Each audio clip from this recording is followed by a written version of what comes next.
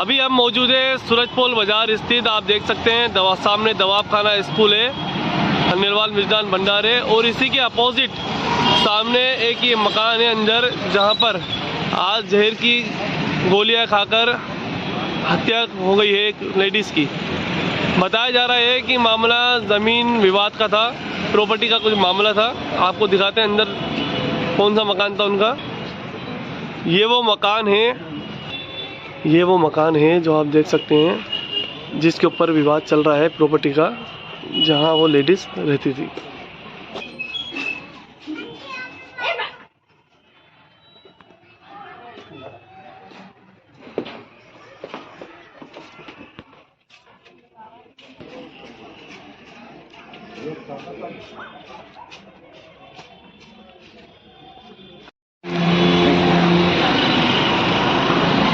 दीदी, क्या मामला था? पूरा मामला बताएंगी, क्या वजह रही? ये जो मामला सामने आया है कि एक युवती की यहाँ पर डेथ हो गई है, डेथ हुई या उसको मारा गया या क्या रीजन रहा?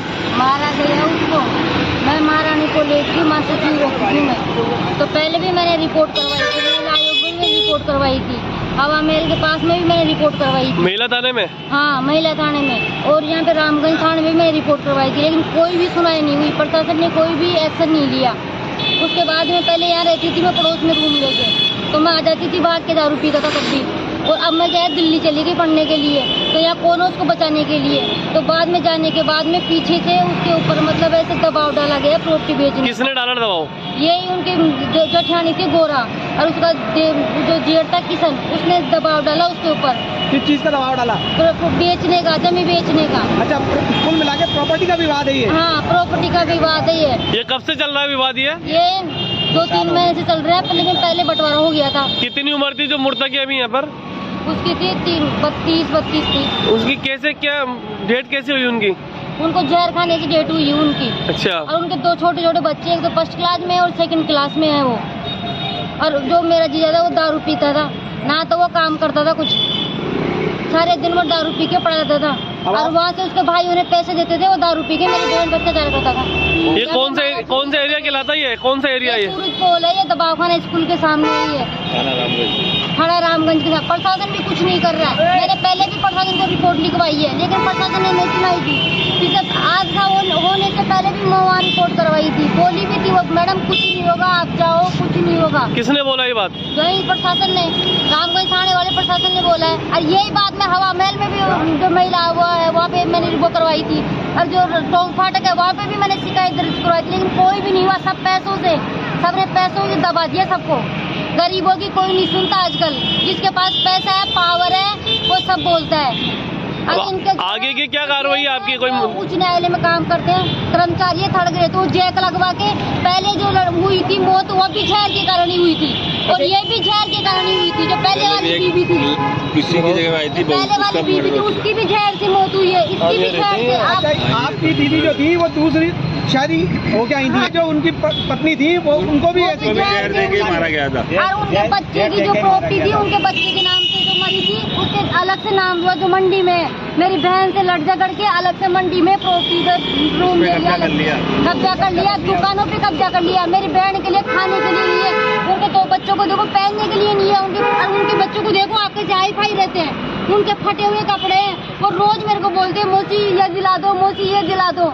और आप देखो, खुद जाके देखो, मंडी में जाके देखो, आप कैसे 3 मंजिल मकान है, और मेरी बहन के देखो आप।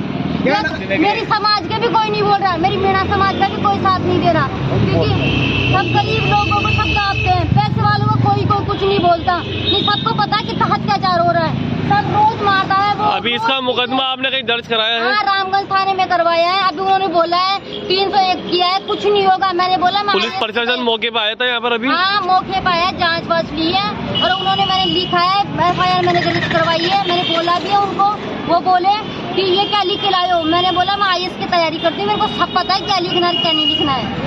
ये बात किसने बोली आपसे? ये जो SHO यहाँ का रामगंज का, उन्होंने बोली मेरे को, और वो मेरे को देख के हंसने लग गए। मतलब ऐसे बनाते भाई कुछ गरीबों का कुछ नहीं होगा, मतलब वो काम ढंग से नहीं कर रहे अपना, जैसे प्रशासन को करना चाहिए वैसा कर नहीं रहे। गरीबों पे अत्याचार हो रहे हैं यहाँ पे। पहले भी मैंने बहुत बार किया, लेकिन नहीं सुनते गरीबों की, कोई नहीं सुनता गरीबों की। बेचने के लिए कौन दबाव बना रहा है? और बेचने के लिए भी यहाँ पे इनके देवर है, जो जेठ है वहाँ पे, वो उसने भी काफी दबाव बनाया है। बेचने के लिए क्या जमीन। नाम है जेठ का? जेठ का किशन है नाम, और जो जेठानी है उसका गोरा है नाम। उन्होंने काफी क्या लोगों से भी बोला, जो पड़ोसी उनको बोला, उनको बोला है। और जो रात को 4 बजे मैं फट रही थी दिल्ली में, किराएदार का फोन आया, आपकी बहन को मतलब ऐसे सारी रात लड़ाई कर रहे हैं। अब उसके 2 बच्चे मानसिक रूप से उनको बीमार कर दिया बच्चों को।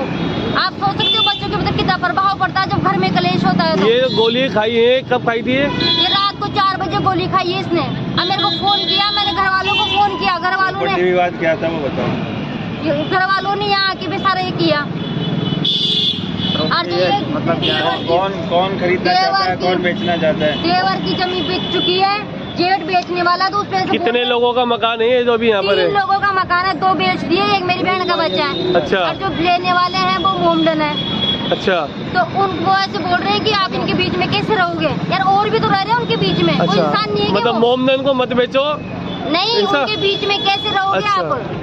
मतलब दबाव डाला गया उसके ऊपर। हाँ, दबाव प्रेशर डाल रहे हैं, तुम बीच में कैसे रहोगे? वो भी इंसान है, हम कैसे नहीं रह सकते बीच में दबाव उनके? कौन डाल रहा था वो बताओ। उसका जेठ पे एक बार दिल्ली से आई थी एग्जाम देने, मेरा एग्जाम था यहाँ पे, RS का एग्जाम था। उन्होंने गेट पे पकड़ लिया मुझे कि तेरी बहन से बात करो, वो जमीन बेचना है तो बेच दो, ऐसे पे तुम भीख मांगोगे, ऐसे करोगे, मतलब ऐसे मेरे को वहाँ पे गेट पे बोल के वो मेरे साथ वहाँ तक गया मेरे को ऐसे बोलने के लिए। आप दबाव डालो, मैं कि हम नहीं बोले, उसके 2 बच्चे हैं, वो कहाँ बेच के कहाँ जाएगी, लेकिन कोई भी नहीं सुनता कोई आजकल। मुसलमानों ने कोई दबाव बनाया क्या बेचने के आपके लिए? ऊपर किसी दूसरे समुदाय विशेष ने कोई दबाव बनाया, दूसरे पक्ष ने किसी ने, कोई हिंदू मुस्लिम की कोई ऐसी बात? नहीं, हिंदू मुस्लिम की ऐसी कोई बात नहीं है, हम बहुत दिनों से रह रहे हैं, ऐसा कुछ भी दबाव नहीं है भाई हिंदू मुस्लिम।